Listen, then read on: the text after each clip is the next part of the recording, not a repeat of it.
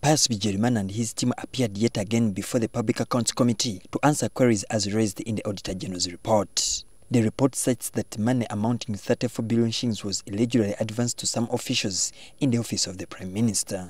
The MPs on the committee further noted that the queried money was used to train police constables on the use of hydro-farm technology and the construction of houses for health workers and teachers in Zombo and in Nakapiripiriti districts.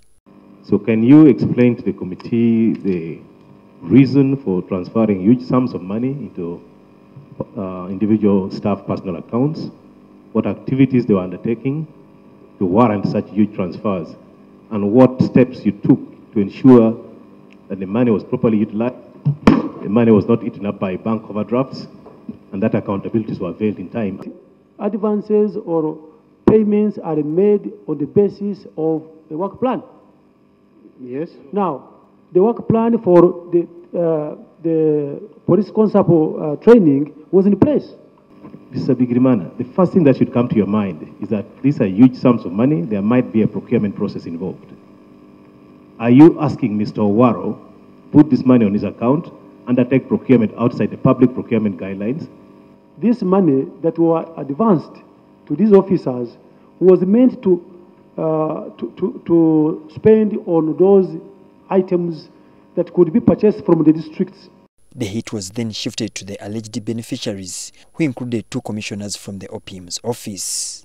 Those on the spotlight included Johnson Owaro and Martin Etiang, who failed to avail the committee with the accountabilities of the money they are said to have received. We would like the assistant commissioner, whether with a delegated responsibility or whatever, to tell this committee how he arrived at the agents. Were they pre-qualified? What was the process? As an officer implementing activities, once I forward accountability and it is passed and retired, I have no interest in it. We used local shopping. Use what? Local shopping, locally, from the communities.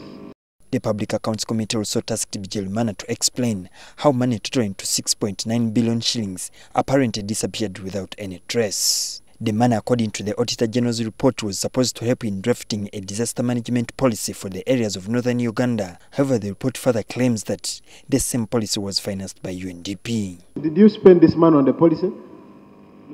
That's what we need to know, because you as the accounting officer, before we even go that direction, did you again spend it on the policy? Did you as the accounting officer authorize money when you knew there was a disaster management policy in place? That money was released without my knowledge. Whether it was released for the policy, I don't know. Julius Ssenkandwa, NTV.